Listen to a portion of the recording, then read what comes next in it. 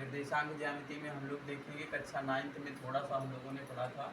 निर्देशांक क्या होते थे, जैसे एक एक्स अक्ष होता था, ये होता था एक्स और ये होता था एक्स डैश, ये होता था वाई और ये होता था वाई डैश। निर्देशांक क्या होता है, निर्देशांक एक्स तथा वाई अक्षों का क्या होता है, संयोजन होता है। यानी कोई बिंदु देगा, उसमें हमें ये देखना होता है कि वो एक्स अक्ष में और वाई अक्ष में कितनी दूरी पर स्थित है, वही क्या कहलाता है, निर्देशांक कहलाता है। जैसे ये जो सीधी रेखा पट लाइन जो होती है, इसको हम क्या कहते हैं, इसको हम एक्स अक्ष कह देते हैं, एक्स एक्सिस कहते हैं।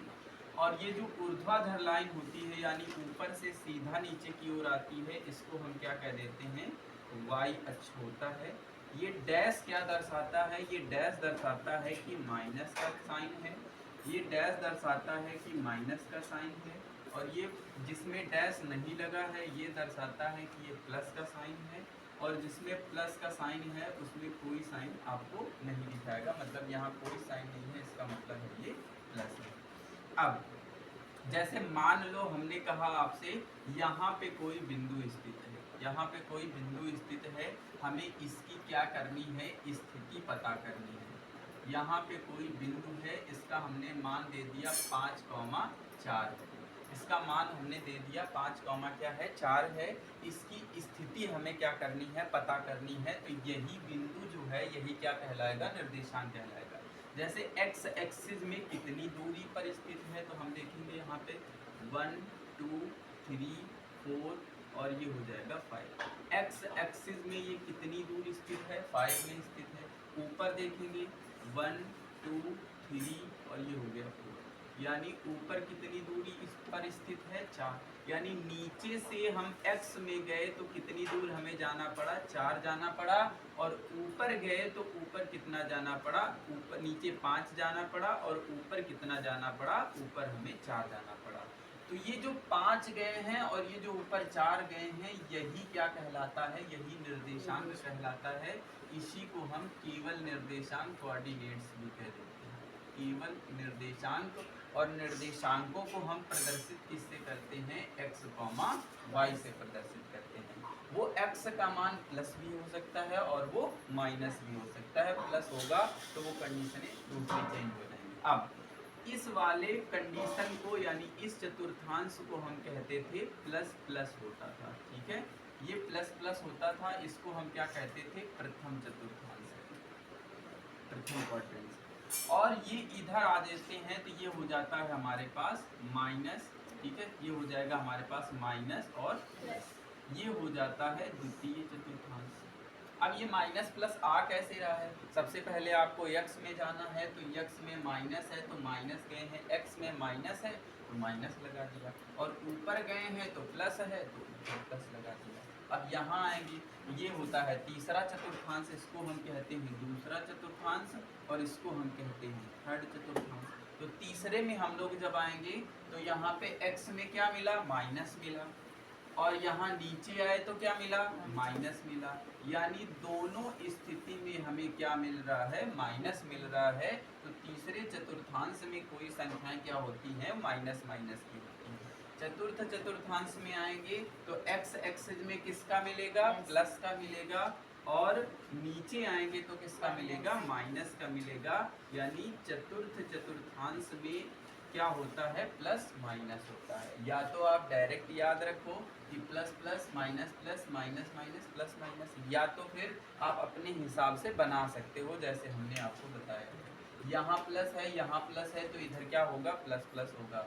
यहाँ x में माइनस है तो यहाँ माइनस आएंगे, तो यहाँ ऊपर इधर माइनस आएंगे, उधर ऊपर जाएंगे प्लस का, तो ये माइनस प्लस हो जाएगा। यहाँ भी माइनस, यहाँ भी माइनस, तो ये माइनस का हो जाएगा।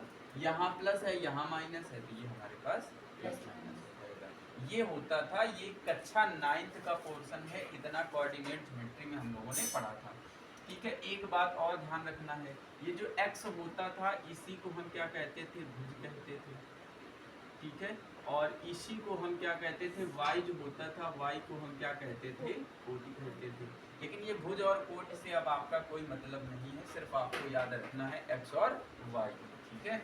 अब यहाँ जो आपको समझना है सबसे पहले निर्देशांक में, सबसे पहले आप इतनी बातें समझने के बाद सबसे पहला जो फॉर्मूला आपको देखना है, ठीक है।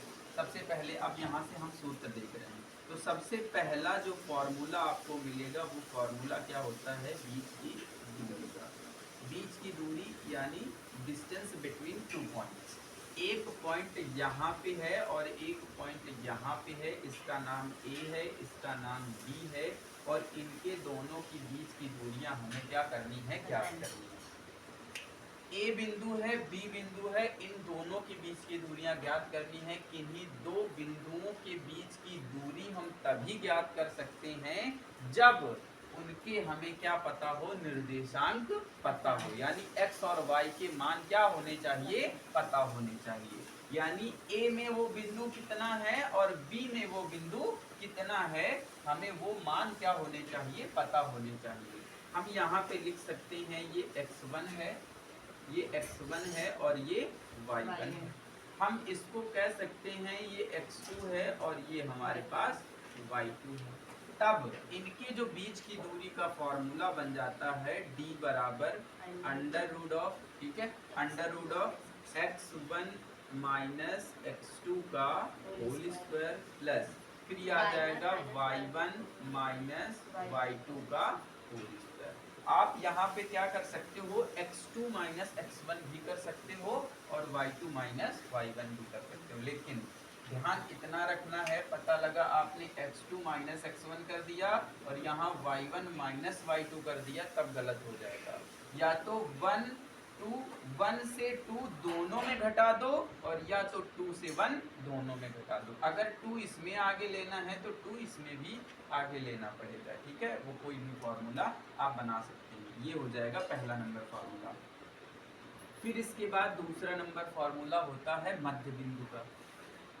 मध्य बिंदु को हम कहते हैं मिड पॉइंट। मिड पॉइंट का फॉर्मूला होता है मध्य बिंदु। मध्य बिंदु का फॉर्मूला होता है x बराबर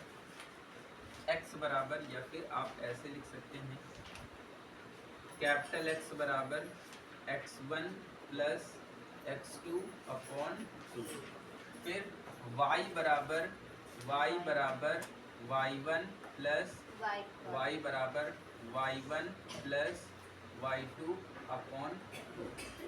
अब ये फॉर्मूला दोनों एक साथ कब लगाना है और दोनों को अलग अलग कब लगाना है, ये भी ध्यान रखना है। जब आपको सीधा सीधा बिंदु दे दे, जैसे कह दे 1,2 और 2,4 के बीच क्या ज्ञात कर दीजिए, मध्य बिंदु ज्ञात कर दीजिए, तो आपको सीधा सीधा फॉर्मूला एक साथ लगा लेना है। यानी x1 plus x2 upon 2, y1 plus y2 upon 2 सीधा सीधा लगा देना है। लेकिन अगर कभी आपसे कह दे कि एक बिंदु है, बिंदु 2,4 के बीच का मध्य बिंदु x,2 है, तो x का मान ज्ञात कीजिए। जैसे कभी x का मान पूछ लेगा, y का मान पूछ लेगा, या x1 का मान पूछ लेगा, y1 का मान पूछ लेगा, तो हमें इन दोनों में से अलग अलग फॉर्मूला लगाना पड़ेगा। अगर x दिया होगा तो ये वाला फॉर्मूला लगाना पड़ेगा। जैसे मान लो x का मान दे दिया, x1 का मान दे दिया, x2 का मान ज्ञात करना है तो हम ये वाला फॉर्मूला लगा देंगे, ठीक है। अब अगर हमें y का मान दिया है, y1 का मान दिया है, y2 ज्ञात करना है, तो हम ये वाला फॉर्मूला लगा देंगे, ठीक है। इसको ध्यान रखना है, ये मध्य बिंदु का फॉर्मूला हो जाएगा। फिर इसके बाद तीसरा नंबर फॉर्मूला आपके पास आता है। तीसरा नंबर फॉर्मूला होता है विभाजन सूत्र। विभाजन सूत्र यानी डिवीजन मेथड, इसको हम लोग कहते हैं। विभाजन सूत्र यानी डिवीजन मेथड। पहले डिवीजन सूत्र के जो फॉर्मूले होते थे वो दो फॉर्मूले होते थे। एक हम कहते थे उसको अंतः विभाजन और दूसरा क्या होता था, बाह्यता विभाजन, ठीक है। एक होता था अंतः विभाजन यानी इंटरनल डिवीजन, और एक होता था बाह्यता विभाजन। एक होता था बाह्यता विभाजन, बाह्यता विभाजन। लेकिन अब आपको बाह्यता विभाजन का जो सिलेबस है वो नहीं है, यानी बाह्यता विभाजन से संबंधित आपके पास कोई भी सवाल नहीं मिलेंगे। सिर्फ आपको किससे संबंधित सवाल मिलेंगे? अंतः विभाजन से संबंधित सवाल आपको मिलेंगे। तो अंतः विभाजन का जो फॉर्मूला होता है इसकी भी अलग अलग आपको लगाना है। तो इसका x बराबर होता है m1 x2 plus m2 x1 upon m1 plus m2। फिर इसके बाद y वाला होता है y बराबर m1 y2 plus m2 y1 बटे m1 प्लस m2। ठीक है, अब ये m1 m2 क्या है? देखो m1 बराबर क्या है और m2 बराबर क्या है? ये क्या होते हैं? अनुपात के मान है। अनुपात की क्या है? ये मान होते हैं। यानी जैसे आपसे कह देगा 2:4, 2:4 है, तो ये जो 2 लिखा हुआ है ये किसका मान है? m1 का मान है। और ये जो 4 लिखा हुआ है ये किसका मान है? ये m2 का मान है। फिर इसके बाद ये वाला फॉर्मूला हो गया। फिर इसके बाद नेक्स्ट पहुंचेंगे हम लोग। इसके बाद एक कंडीशन होती है संरेख। संरेख मतलब इसको हम कॉलिनियर कहते हैं।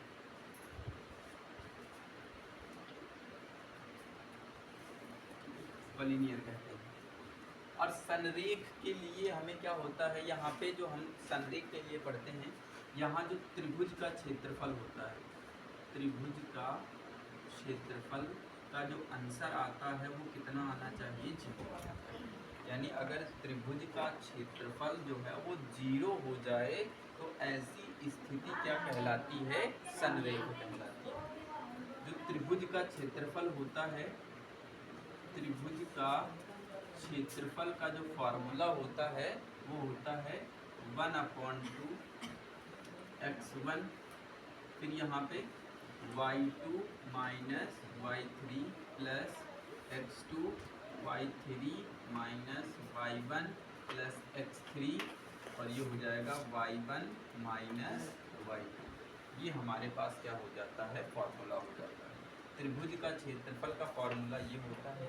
ये x1 y1 x2 y2 क्या है? जैसे आपसे कह देगा 2,3 4,2 और 2,-1, ये बिंदु आपको दे देगा और कह देगा बताइए कि त्रिभुज का क्षेत्रफल क्या हो जाएगा। तो ये x1 y1 x2 y2 x3 y3 हो जाएगा। अगर मान लो यही बिंदु हैं 2,3 4,2 और 2,-, करें। अब आपसे कह दे कि बताओ क्या ये संरेख हैं अथवा नहीं है, या कह दे कि सिद्ध कीजिए कि ये बिंदु क्या हैं? संरेख हैं। तो हमें क्या करना है? इस क्षेत्रफल में मान रखना है। इस क्षेत्रफल में मान रखने के बाद अगर आंसर 0 आ जाए, पूरा कट पिट के आंसर कितना आ जाए? 0 आ जाए, तो हम इन बिंदुओं को कह सकते हैं कि ये बिंदु कैसे हैं? संरेख हैं, यानी कॉलिनियर है। फिर फॉर्मूले इतने ही हैं आपके पास। इसके बाद कुछ कंडीशनें हैं, कुछ शर्तें हैं, कुछ विशेषताएं हैं इस चैप्टर की, उनको ध्यान रखनी है।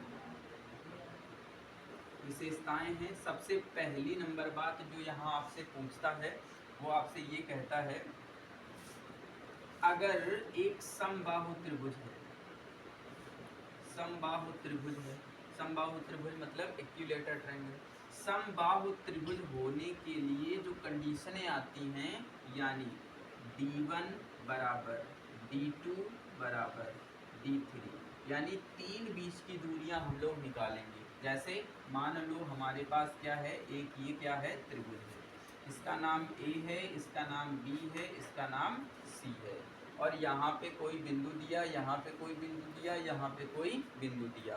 तो सबसे पहले हमें D1 निकालना है, और D1 का मतलब आप मान सकते हो क्या है? AB है। तो AB इसके बीच की दूरी निकालोगे वो D1 हो जाएगी। फिर BC इसके बीच की दूरी निकालोगे D2 हो जाएगी। फिर इसके बीच की दूरी निकालोगे d3 हो जाएगी, और तीनों बीच की दूरियां क्या आ जाएंगी, बराबर आ जाएंगी। तो हम उस त्रिभुज को क्या कह देंगे, समबाहु त्रिभुज है। ठीक है, पहली नंबर बात। और दूसरी नंबर बात ये है, इसमें समद्विबाहु समद्विबाहु त्रिभुज अगर कह दे, तो इसी में अगर हम समद्विबाहु हमें लाना है तो d1 या तो d2 के बराबर हो सकती है, ठीक है, या तो d2 d3 के बराबर हो सकती है, या तो d1 d3 के बराबर हो सकती है। आपको तीनों दूरियां निकालनी है। तीनों दूरियां निकालने के बाद आपको ये देखना है कि कौन दूरी किसके बराबर है। मान लो AB AC के बराबर हो जाए तो D1 D3 बराबर कर देना, ठीक है। यानी तो ये तीन, अगर दो बीच की दूरियां बराबर हो जाएं तो वो त्रिभुज कैसा हो जाएगा, समद्विबाहु हो जाएगा। फिर एक और पूछता है, समकोण भी पूछता है। समकोण त्रिभुज, समकोण त्रिभुज की कंडीशन क्या होती है, सबसे पहले आपको क्या निकालना है, बीच की दूरी निकालनी है, ठीक है। यानी D1 D2 और D3, ये तीनों बीच की दूरियां क्या करनी है, निकालनी है, ठीक है। ये तीनों बीच की दूरियां निकालने के बाद जो सबसे बड़ी बीच की दूरी आएगी, ठीक है, मान लिया हमने D1 क्या आ गई है, सबसे बड़ी आ गई है, D1 सबसे बड़ी है, फिर उससे छोटी D2 है, फिर उससे छोटी D3। तो जो सबसे बड़ी बीच की दूरी होगी उसको हम एक तरफ रखेंगे, यानी D1 का स्क्वायर बराबर D2 का स्क्वायर प्लस D3 का स्क्वायर। अगर ये कंडीशन वेरीफाई हो जाती है, इन दोनों का वर्ग करके और जोड़ दें और इसका वर्ग के बराबर आंसर आ जाए तो ये हमारा क्या हो जाएगा, राइट एंगल ट्रायंगल की कंडीशन हो जाएगी। फिर इसके बाद वर्ग भी पूछ लेता है। वर्ग की कंडीशन क्या होती है, वर्ग की कंडीशन होती है D1 D2 D3 और D4, यानी चारों बीच की दूरियां क्या हो जाएं, बराबर हो जाएं। फिर इसके बाद आयत भी पूछ लेता है, ठीक है। आयत की कंडीशन क्या होती है, आयत की कंडीशन होती है कि दो बीच की दूरियां बराबर होंगी, यानी D1 D3 के बराबर हो सकता है और D2 D4 के बराबर हो सकता है। फिर इसके बाद ये वाली भी कंडीशन आपको लगा के देखनी है जाके, ये वाली पाइथागोरस थ्योरम भी चेक करना है इसमें। D1 का स्क्वायर बराबर D2 का स्क्वायर प्लस D3 का स्क्वायर। इसका मतलब ये D1 दूसरा है, ऐसे करके चेक करोगे, इसका मतलब ये है, इसको हमने मान लिया क्या है, D1, इसको हमने मान लिया D2, ठीक है, और इसको हमने मान रखा, इसको मान लो, इसको मान लिया D2, इसको मान लिया D3, और हम इसको मान लो D2, और इसको हम मान ले रहे हैं, ये हमने क्या मान लिया है, D1 मान लिया है। तो ये क्या है आपके पास, 90 डिग्री है। ये 90 डिग्री है, तो 90 डिग्री के सामने का जो भुजा आएगी, यानी ये वाली जो बीच की दूरी, इसकी जो बीच की दूरी निकाली है वो अलग रखेंगे, इनके और इनकी ये जितनी है उतनी ये हो जाएगी, यानी इनके बीच की दूरी कवर करके एक तरफ रखना है। पहले हमें ये चेक करना है, फिर ये भी चेक करना है, तब हम बता पाएंगे कि वो क्या है, आयत है, ठीक है। इतना आपको क्या करना है, इतना आपको याद करना है, इसको रिविजन करना है अच्छे से। कल से हम लोग चैप्टर